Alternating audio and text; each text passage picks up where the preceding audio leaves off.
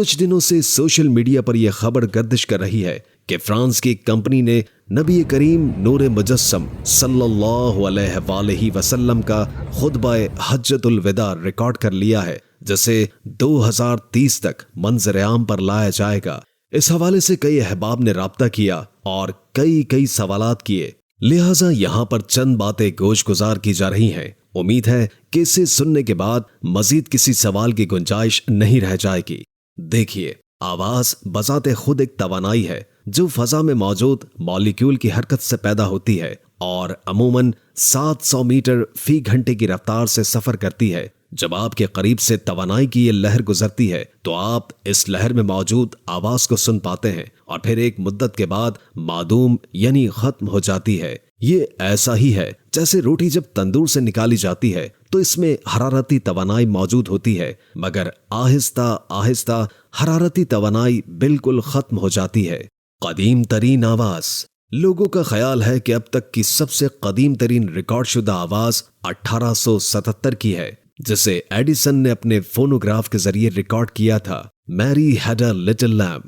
مگر حقیقت یہ ہے کہ اب تک کی سب سے قدیم ترین محفوظ شدہ آواز وہ 20 سیکنڈ کی دھندلی سی آواز ہے جسے 9 اپریل 1960 میں ایک فرانسیسی سائنسدان نے ریکارڈ کیا تھا۔ یعنی مجموعی طور پر اب تک انسان 1860 سے قبل کسی بھی انسان کی آواز کو سننے کے قابل نہیں ہو سکا ہے، اور نہ سائنس اب تک اس قدر ترقی کر سکی ہے۔ لہٰذا کسی کمپنی کا یہ دعویٰ کر دینا کہ وہ 1450 سال پہلے کی آواز ریکارڈ کر چکی ہے ناقابل تسلیم ہے۔ اور پھر ایک ایسے ملک کی کمپنی کا یہ اعلان جس میں سرکاری طور پر حضور پر نور صلی اللہ علیہ وآلہ وسلم کی گستاخی ہوئی ہو، جہاں نعوذ باللہ کئی بار قرآن کو برسر عام نظر آتش کیا گیا ہو، ایسے ملک سے ایسا انوکھا دعویٰ محض گستاخی کا ایک نیا بہانہ ہے جس کے ذریعے سے جھوٹی آوازوں کو مقدسات اسلام کے ساتھ منسوب کر کے اہل ایمان کو متزلزل کیا جائے گا۔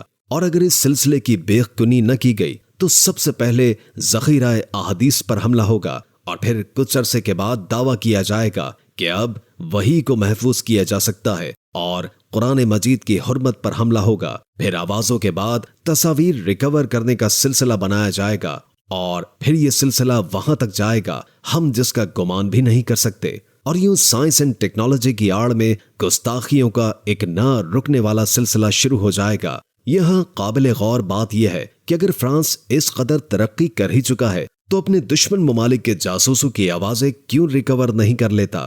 بند کمروں میں عالمی اسٹیبلشمنٹ کے نمائندوں کے درمیان ہونے والے مکالمے اپنے پاس کیوں ریکور نہیں کر لیتا؟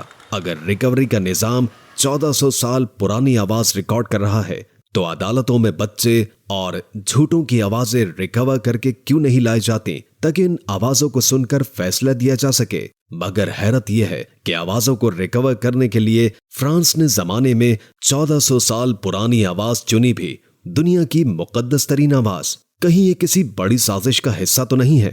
لہٰذا اس طرح کی باتوں کو پروموٹ نہ کیا جائے، بلکہ جس قدر ہو سکے اس کی مذمت کی جائے۔ امید ہے کہ یہ سطور قلوب و اذہان میں اٹھنے والے سوالوں کا جواب بن گئی ہوگی۔ اللہ ہمیں دین پر استقامت عطا فرمائے، یہود و نصارہ کے مکر و فریب سے بچائے، آمین ثم آمین۔